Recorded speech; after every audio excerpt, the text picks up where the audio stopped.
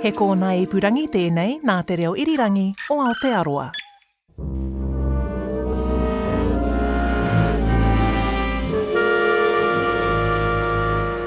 Yeah, I always say that probably picked it because it's funny to see me kind of dragging it around town when it's twice the size of me. I don't know, there's something that feels good about playing the root and, laying down the foundations of the band. Musician and composer Seth is the principal bassist of the Royal New Zealand Air Force Band. And in what's shaping up to be a busy art-filled month coming up in the capital, Seth will bring his double bass with his trio to the Wellington Jazz Festival. It's a warm sound, and it's something about being underneath everyone else that makes me feel like I'm supporting something bigger. This is Here Now with me, Kadambari Raghukumar, and in this episode I'm checking out some of the arts and music highlights lined up in Wellington this month. I was born in the Philippines and moved to New Zealand as a kid, as a 10-year-old.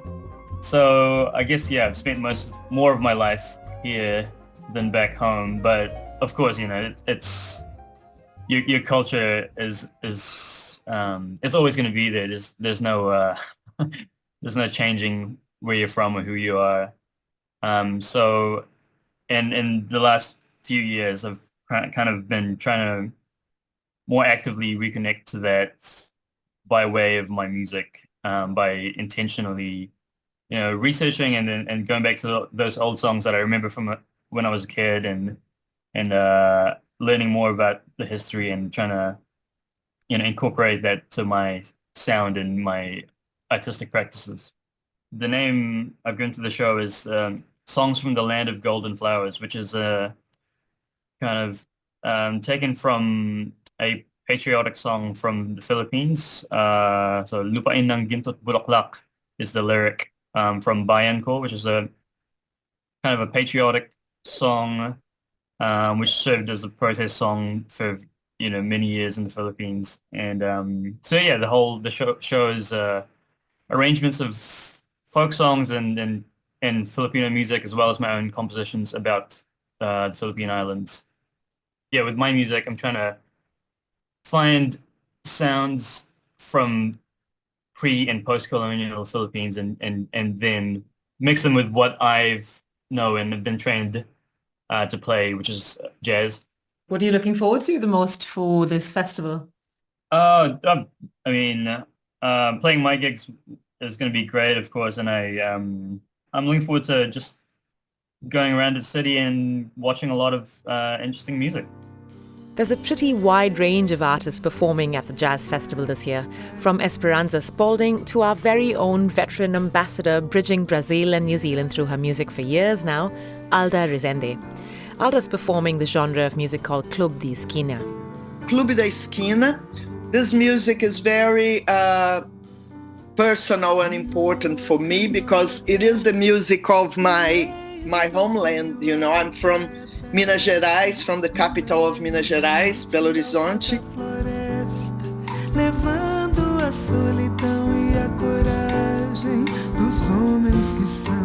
And this music has been, was the music I grew up with. So before I got into samba or bossa nova or more well-known Brazilian genres, I was very ingrained into Club de Esquina.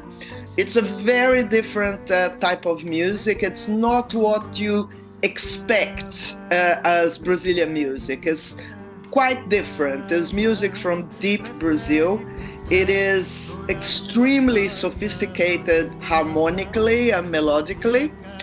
Maybe the most well-known name of Club de Esquina is Milton Nascimento. Brazil's Milton Nascimento is one of the genre's biggest proponents, hailing from Alda's home state, Minas Gerais. Unlike, say, samba or bossa nova, Club de Esquina isn't that globally popular, but has a dedicated fan base across Brazil and the diaspora. So why is it that Club de Esquina is not so well known as a Brazilian form of music outside of Brazil? Yeah, maybe because it's very specific. Maybe because it's very difficult to classify, And maybe because it's not really dancing, it's music to listen for. It is basically very Brazilian music. It has its roots deep in Brazil, but it's one genre that really connects with other peoples in Latin America. It has a lot of folk music influence, but also classical music, jazz music, Gregorian chant, Beatles. So it's a big mix of influences.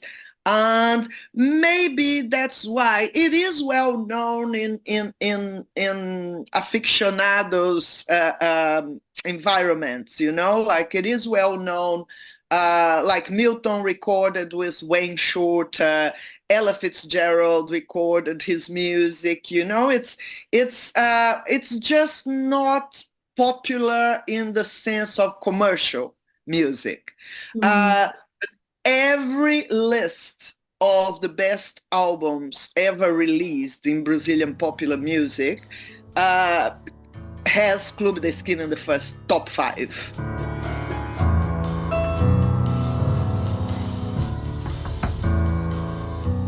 What sort of changes have you observed over the years since you first arrived in New Zealand, when you kicked off your career here in New Zealand after having had a very successful run in your home country? Well, I guess people are the musicians here, and I'm saying Wellington, right?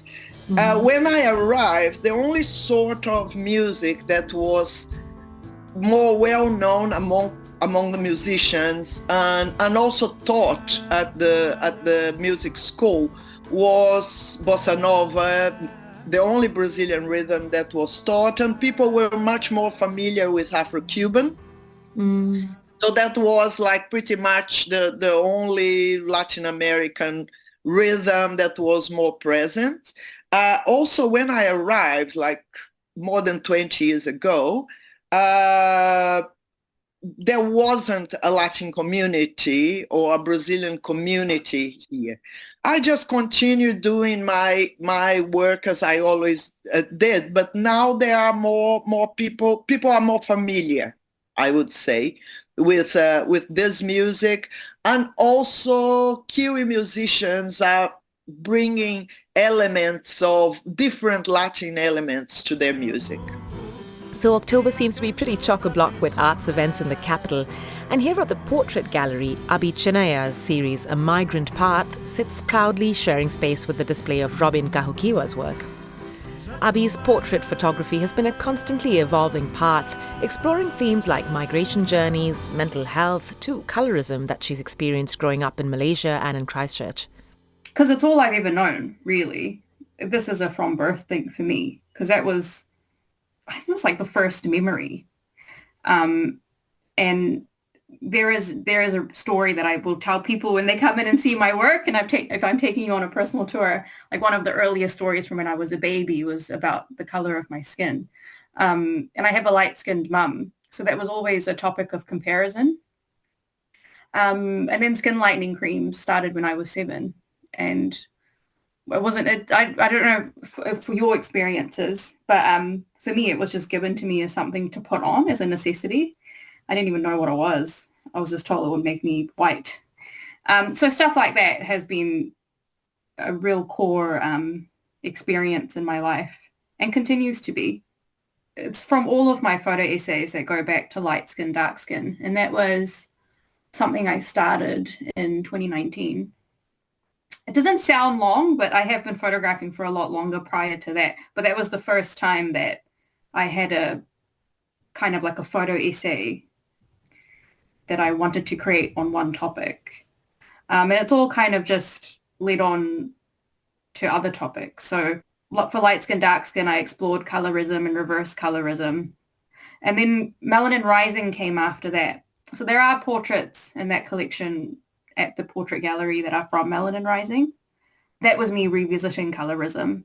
But the focus for that was on darker skin tones and media representation of dark-skinned people.